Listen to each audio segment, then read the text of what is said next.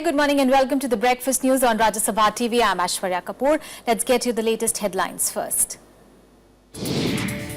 Death toll in Nepal earthquake crosses 4,000. Toll expected to rise sharply over the next few days as rescue teams move into remote areas. Parliament condoles earthquake deaths in Nepal and in India. Government praised over achievements in evacuating Indian nationals from Nepal. Afghan President Ashraf Ghani starts India visit, talks to focus on issues of regional security, Taliban and tripartite transit agreement. An emergency imposed in the U.S. city of Baltimore, 15 police officers injured in race riots over a custodial death.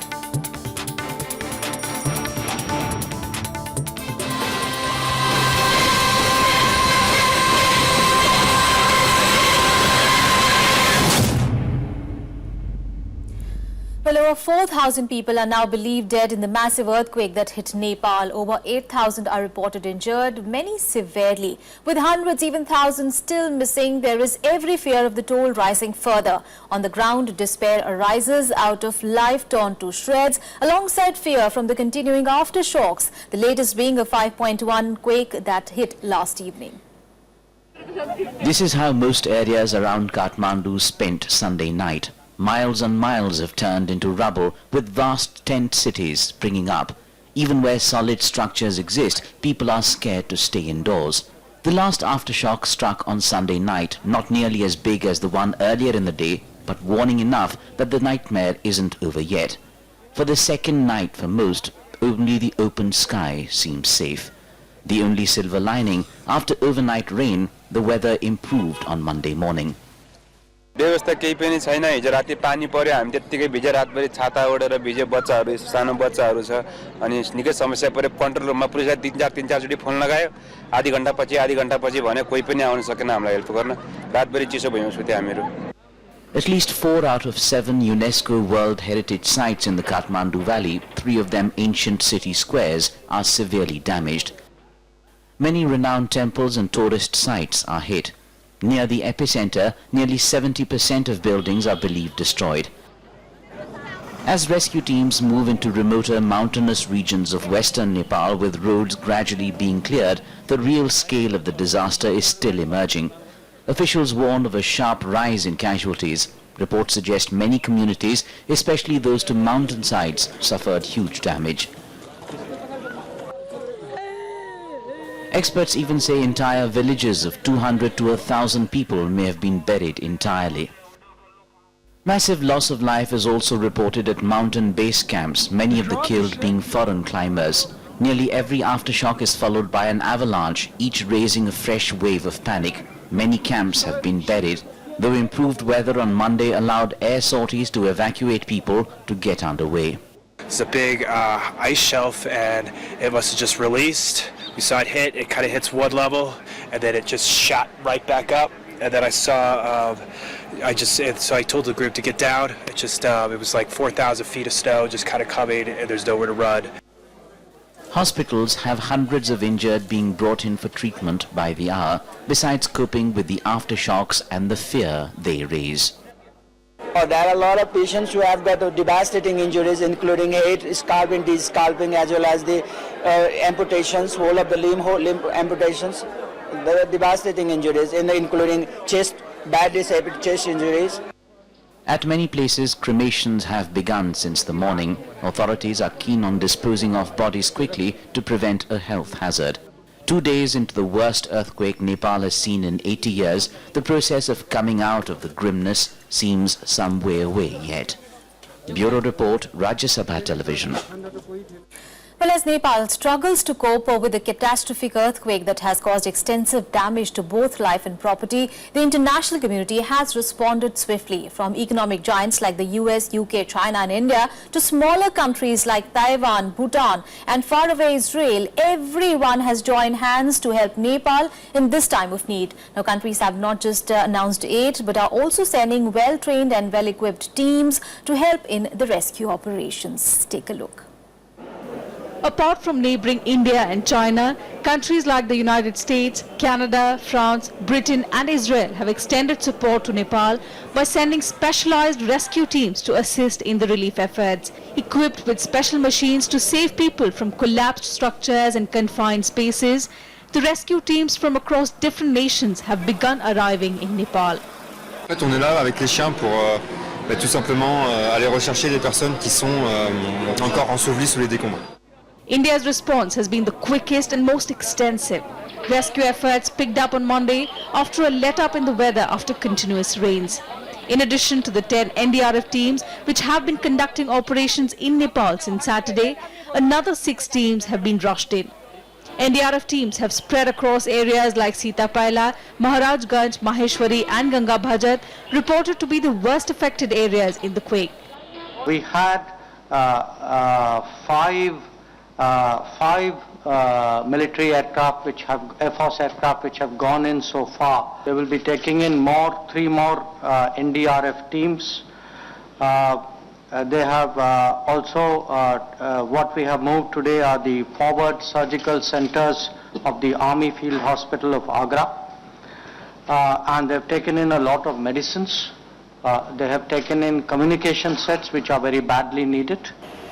An engineering task force and 18 medical units from India have also been rushed to Nepal, where casualties have surged past 3,600. Tons of relief supplies, which include blankets, food packets, water bottles and medicines, are being transported to the neighbouring country in the IAF aircraft. मलबा हटाने वाले जितने भी vehicles हैं, JCB vehicles और engineering task force vehicles जितने भी हैं, कम्युनिकेशन व्हीकल्स वो सब जा रहे हैं और दिल्ली से करीब 55 टन पीने का पानी जा रहा है। एक और जगह से आर्मी का contingent जा रहा है along with relief material. Indian nationals are also collecting relief material to help the thousands of affected and stranded people in Nepal. Today we are collecting the funds for Nepal victims. We are motivating the people to help. China too dispatched a military rescue team and medical supplies to Nepal early on Monday. The Chinese government has pledged to provide $3.3 billion in humanitarian aid to Nepal. The US, UK and other countries also pledged aid.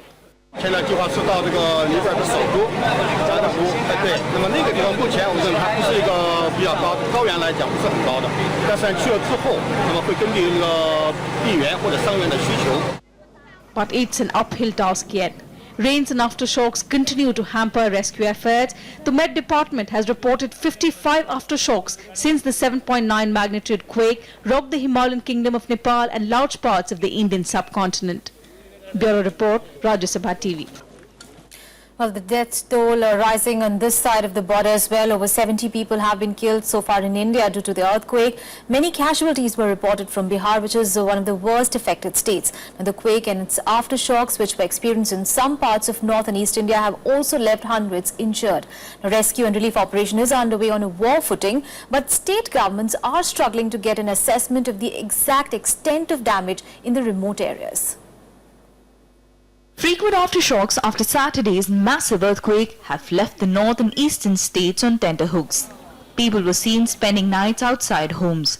3 big aftershocks were recorded since Sunday, which included the 6.9 magnitude aftershock. कल खाना खा रहे थे, घर चौकी तो हिलने लगा, हम लोग घर छोड़ के भाग गए, फिर यहाँ पे आए सोए, खाना बना के लेके आए हैं। ऐसा माहौल क्रिएट कर दिया है लोग और पता चल रहा है जैसे कि आदमी का जान अब जाए या कब जाए, तो इसलिए हम लोग डर के मारे जहाँ जगह मिल रहा है वहाँ पे ज्यादा से ज्यादा तादाद में जाकर हम लोग ठहर रहे हैं। Current status is overall after the main event about 55 aftershocks have been observed, but important thing is their magnitude and intensity are diminishing, reducing. Yesterday night at 9:56 earthquake of magnitude 5.3 was observed, but thereafter it is between 3 and 4. Yesterday they were between 4 and 5, and now today they are between 3 and 4. The message is very clear that now there is a declining trend in the magnitude and intensity. Bihar, Uttar Pradesh and West Bengal are the 3 worst affected states that border Nepal. The centre and the state governments are working in tandem to provide rescue and relief to those affected. 5 teams of NDRF have been deployed in Bihar and 1 in UP for rescue and relief operations of affected people. So far, 180 people have been evacuated to safer places by the NDRF in Darbhanga in Bihar. However, there is still no clear estimate of the extent of damage done by the earthquake, so far as information is trickling in from some of the remote parts. सभी अपने मंत्रिमंडलीय सहयोगियों को अपने प्रभार के जिले में भेज दिया है और जो भी सचिव हैं जिलों के प्रभारी वे भी जिले में कैंप करने लगे हैं और हर जगह की स्थिति को देखते हुए वहां जरूरी निर्णय ले रहे हैं। मृतक के परिजनों को जो अनुग्रह राशि है उसका भुगतान लगभग किया जा चुका है और जैसे ही सूचना मिलती है उसकी पुष्टि करने के बाद उन्हें भुगतान किया जा रहा है।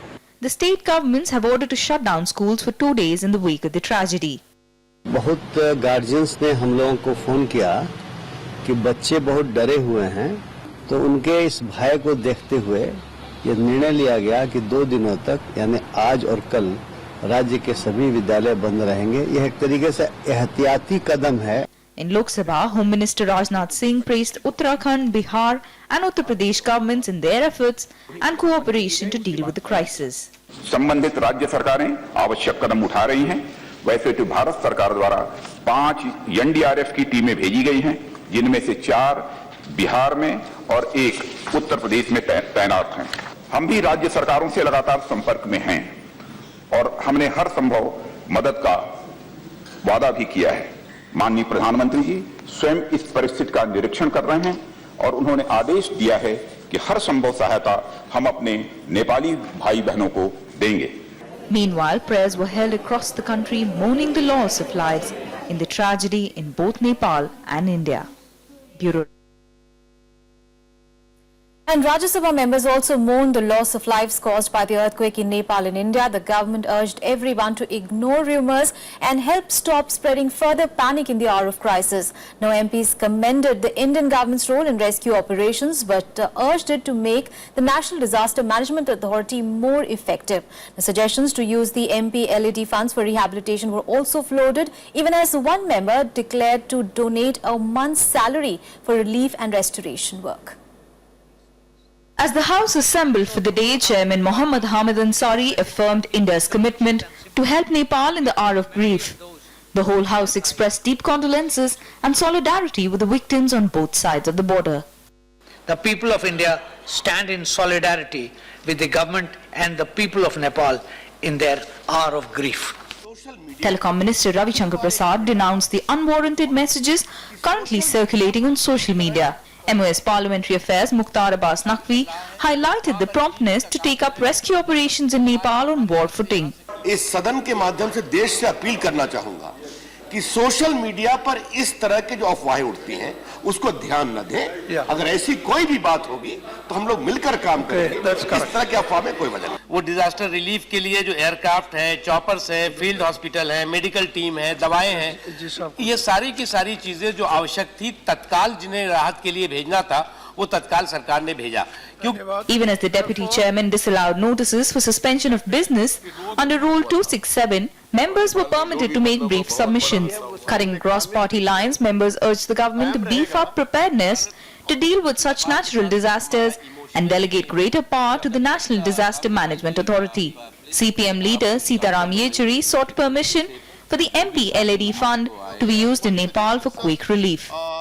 The National Disaster Management Authority was dissolved. Not by having a National Disaster Management Authority would have solved the earthquake problem, but our suggestion, sir, is that out of a board of 11 or 12 members, there are now only 3 members who've been appointed. NDMA को हमें मजबूत करना चाहिए। शायद chairman भी अभी उसका नहीं है, हेड भी नहीं है, तो ये कोई पॉलिटिक्स की बात नहीं है, बल्कि मैं ये कहूँगा कि खाली नेशनल लेवल तक ही नहीं उसको सहमत रखना चाहिए, स्टेट लेवल और डिस्ट्रिक्ट लेवल तक हमको डिजास्टर मैनेजमेंट का हमारे भारत में बंदोबस्त करना चाहिए। रिलीफ के लिए आप अगर अनुमति दें और सरकार से भी बात करें कि हमारे MP लेड फंड से हमें ये इजाज़त दें कि इस तरीके के दुर्घटना के लिए तो कुछ पैसे अगर MP देना चाहता है तो उसको अनुमति दें। Deputy Chairman welcomed the suggestion of Yechuri. RPIA leader Ramdas Athavale offered his 2-month salary for the quake victims in Nepal. Suggestions were also made to abridge helpline numbers to 4 digits to help the families of victims. Kriti Mishra's report for Rajya Sabha TV. All right, we'll take a very short break here, much more on the other side, but we'll leave you with these visuals of those tough moments when avalanches hit the Mount Everest base camp on Saturday, as captured by one of the foreign climbers. Take a look. Should we go back into the tent? Yeah, maybe. Right. Stay together. Stay together.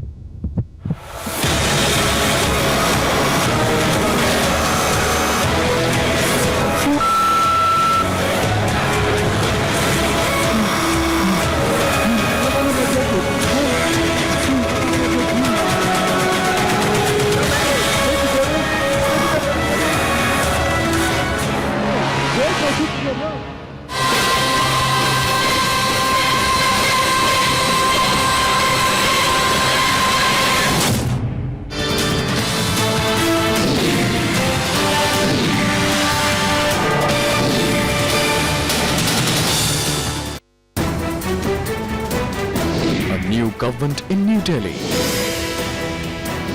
New faces. People are not investing because they are scared of your tax administration. New thinking. The auction process is a fair and good process. You cannot have a one-size-fits-all reform policy. For insights and perspective. Judiciary should be more concerned about corruption within itself. The Modi government slogan of "Achhe din aane wale hain." Soon the people's slogan will be "Hamare purane din lauta do." The biggest show on economic policy. Watch State of the Economy.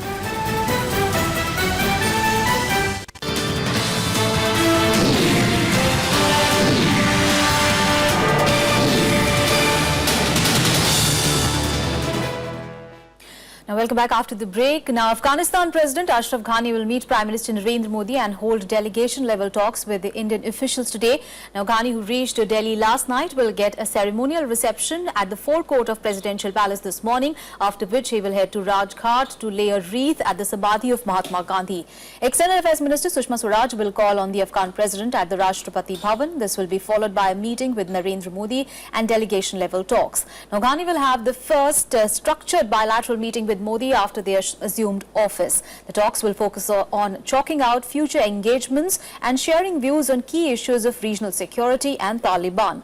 Also on the agenda will be the discussions on the final approval of a tripartite transit agreement involving India, Afghanistan and Iran, centered around the Iranian port of Chabahar. Now, this would provide India more sustained access to Afghanistan. Now, Ghani's visit is seen to be a chance for New Delhi to regain ground lost to regional rivals Pakistan and China and push interests including trade routes and arms sales. Earlier, heavy fighting between Afghan security forces and Taliban insurgents that killed more than 30 combatants delayed Ghani's state visit by several hours.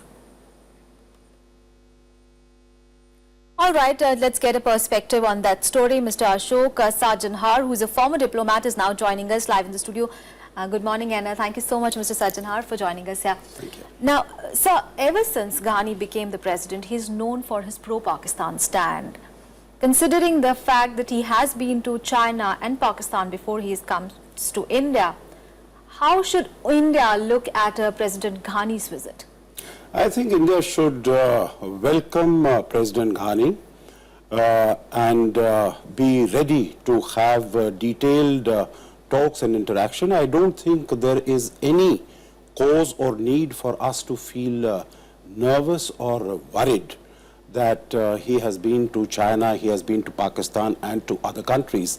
I think this interregnum of about 7 months or so since President Ghani took over, I think that has provided a welcome break to both countries to reassess their relations. And I think we need to be very confident because our relations with Afghanistan extend not only over several centuries but over several millennia. And of course, since 2001 we have been there, India has been there, we have invested more than $2 billion in that economy. So I don't think there is any cause for feeling nervous. I think there is a good relation, fruitful relationship between India and Pakistan is a win-win situation. We should not really be looking at our relations with Afghanistan through the prism of Pakistan, through our relations with Pakistan or through Afghanistan's relations with Pakistan. Right. Also, obviously, Ghani will be meeting Prime Minister Narendra Modi today. What do you think will be the focus of the talks? Obviously, regional security assumes especially great importance, considering that there will be no NATO troops in the country. So the regional security becomes of paramount importance. US and NATO troops are going to be in Afghanistan, about 10,000 of them till 2016, till the end of 2016. Yes. But I think both these governments, President Ghani came to office in about 7 months ago, and this government, Prime Minister Modi's government, has been in position for the last 11 months. So it's a very welcome opportunity. Bilateral security, regional security, of course in terms of defense cooperation and in terms of economic engagement. I think, and basically getting an understanding. Both the leaders are very nationalistic, both the leaders are, and Prime Minister Modi has reiterated more than once that our neighborhood assumes primacy. Afghanistan is a member of SARC. It is also our neighbor. We have through the Pakistan-occupied Kashmir, we have a border that we share with Afghanistan. So I think both the countries, both the leaders will try to cement and consolidate the relationship and see how they can take it to future for mutual benefit, basically to ensure security, stability in Afghanistan. And finally, of course, we can expect some sort of development as far as transit agreement between the two nations are concerned, and India will get a sustained access to Afghanistan through that route. Well, there are two transit agreements that we can really think about. One is through the port of Chabahar. As you are aware, India has has told Iran that we would like to invest in that and upgrade its facilities. And through Chabahar and the Zaran-Dilaram road that India has constructed in Afghanistan. So that will provide us with a direct access to Afghanistan. Now with Iran also, its negotiations with the western parts coming and its pariah status going to be a thing of the past. Right. So that is going to be an important element of our cooperation. It will also provide us with access to Central Asia. Right. But I would also like to mention the transit and trade agreement that Afghanistan has with Pakistan. Right. And India needs in these discussions to tell President Ghani that it is going to be beneficial for Afghanistan itself that if Indian goods are able to reach Afghanistan via Pakistan. And as you know, the President Ghani will be meeting not only External Affairs Minister Sushma Swaraj, but also the Defense Minister Manohar Parrikar and also Nirmala Sitharaman, the Commerce and Industry Minister. So economic cooperation, bilateral economic cooperation is definitely a part of the agenda. And I can see that a number of agreements in all these areas will be signed, which will take our relationship to greater heights. All right, a number of agreements in the offing, and hopefully we'll be able to remove the cobwebs that exist between the two nations. Thank you so much, sir, for joining us this morning and sharing your perspective on that. Thank you very much. Thank you. All right, let's move on in the bulletin now. HRD Minister Smriti Irani has strongly rejected allegations of her ministry meddling in the affairs of educational institutions. Now, speaking during a debate on demands for grants of the HRD ministry, she talked at length on how extensive consultation process is launched for a new education policy. She also allayed fears that her ministry is trying to saffronize education and history. Take a look. बिना किसी द्वेष के HRD Minister Smriti Irani strongly objected to allegations that her ministry is meddling in the affairs of educational institutions. She rejected charges that scholars have been sacrificed to make way for ideologues in institutes like the Indian Council of Historical Research. आप ही ने महोदया कहा था कि मेरे खिलाफ chargesheet बनाई जा रही। मैं उस चार्जशीट का जवाब दे रही हूं आज और आग्रह करती हूं कि सब जवाब सुने। ये वो इतिहासकार हैं जिन्होंने देश नहीं छोड़ा बल्कि देश में रहकर देश की सेवा की है। क्या उनका सम्मान करना अपराध है? Smriti Irani said budget constraints will not affect the ministry when it comes to implementing changes to make education stronger in India. She also talked about the program Study Webs of Active Learning for Young Aspiring Minds, which is a web portal where massive open online courses are available on all kinds of subjects. किताबों की कीमत बहुत सारे माता पिताओं के लिए एक चिंता का विषय हो गया है। एनसीईआरटी के माध्यम से ऑनलाइन हम ओपन रिसोर्सेज उपलब्ध करा रहे हैं ताकि कक्षा 1 से 12 तक सारी किताबें ऑनलाइन मुफ्त उपलब्ध हो। एनसीईआरटी से मैंने स्वयं निवेदन किया है। However, some of the members were not satisfied with her reply to budget cuts in education sector this year. The minister was more concerned about condemning the previous UPA regime rather than giving us a vision for the future. Not a word has been said about the dramatic, drastic, tragic cuts that have been made in social sector programs such as Sarva Shiksha Abhijan and the midday meals scheme. Okay, all right. That was the cruelest cut of all. Sir, what is the major scheme? Sarva Shiksha Abhiyan, midday meal scheme, Rashtriya Madhyamik Shiksha Abhiyan, model school program and so on. These programs, non-utilization of the allocation of the fund means non-performing ministry. Earlier, the Trinamool Congress had accused the HRD ministry of meddling and unwarranted interference in the affairs of educational institutions and advocated the need for respect to teachers and students. The party referred to discussion and public debate on how some premier scientific and technological institutions are being adversely affected by the actions. Citing recent instances including the resignation of IIT Delhi director, TMC said the HRD ministry should be respectful to the country's eminent scientists. Shyam Sundar's report for Rajya Sabha television. Well, on to some international news. Well, Australia and Indonesia are headed for a diplomatic crisis over the imminent execution of 2 Australians in a case of drug trafficking. Now, Indonesian authorities announced that the execution will take place as scheduled, which could be as early as today. Now, this comes after repeated appeals of clemency by Australian Prime Minister Tony Abbott and Foreign Minister Julie Bishop failed. The Indonesian government wrote to Bishop last night offering no hope of a reprieve for the 2 Australians. Now, all the accused, known as the Bali Nine, were arrested at the main airport in Bali for trying to smuggle 8 kilograms of heroin to Australia in the year 2005.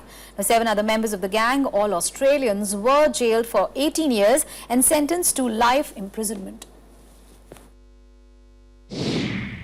This is obviously a late hour, and so far our representations haven't been crowned with success. So again, I simply make the point that it is not in the best interests of Indonesia. It is not in accordance with the best values of Indonesia. This doesn't accord with the Indonesia that I know well and respect very greatly to go ahead with something like this. Now, the top U.S. court will deliver a landmark verdict on rights to same-sex marriages today. Activists on both sides gathered outside the Supreme Court to voice their views on Monday. Anti-gay rights activists rallied in front of the courthouse condemning same-sex marriage. 9 justices will hear arguments on gay marriage restrictions imposed in Kentucky, Michigan, Ohio and Tennessee. Now, there are 4 U.S. states that still outlaw gay marriages. The ruling, which is due by the end of June, will determine whether the same-sex marriage will be legal nationwide. Gay marriage is legal in 37 U.S. states. And more news from the U.S. Well, the city of Baltimore declared a state of emergency after anti-racist demonstrations turned violent on Monday. The protests were triggered by the police custody death of a black suspect, Freddie Gray. At least 18 police officers were injured and buildings set ablaze as demonstrators confronted police forces. Clashes started hours after Gray's funeral on Monday. 25-year-old Gray died in police custody on 19th of April. The death ignited protests across the city for police reforms. Now, curfew is in place and National Guard have been called in to bring the situation under control. U.S. President Barack Obama also assured assistance. The U.S. has been plagued by one race killing after another since late last year. The victims include Michael Brown, Eric Garner, Antonio Martin, and now Freddie Gray. Now, an Egyptian court will hear the case of 2 Al Jazeera journalists, Mohammed Fahmy and Bahar Mohammed, today. Both were jailed on charges of helping a terrorist organization, but they were freed on bail on 12th of February after they spent over 400 days in a Cairo prison. Both Al Jazeera journalists, along with Australian Peter Greste, were jailed last year for 7 to 10 years on charges including spreading lies to help the terrorist organization, which is a reference to the outlawed Muslim Brotherhood. Egyptian authorities accuse Al Jazeera of being a mouthpiece of the Muslim Brotherhood, an allegation that Al Jazeera denies. The journalists were detained in December 2013. Well, that's all in this edition of Breakfast News. Have a great day ahead.